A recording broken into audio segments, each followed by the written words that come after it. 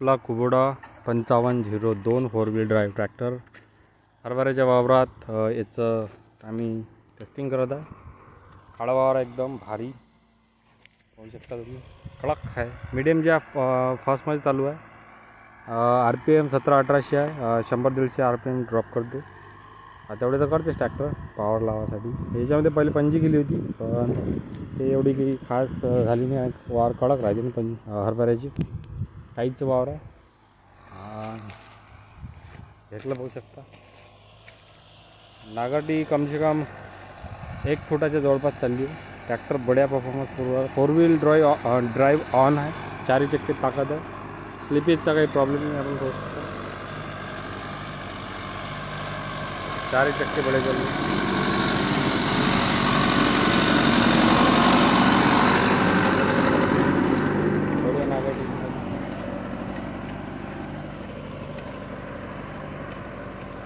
याची sensing point जो आहे आम्ही सेकंडमध्ये ठेवला, मीडियममध्ये 3 आहे. याच्यामध्ये एक टॉप वाला त्यामध्ये सेन्सिंग नसते, एकदम बॉटम वाल्यामध्ये हाय सेन्सिंग नसते.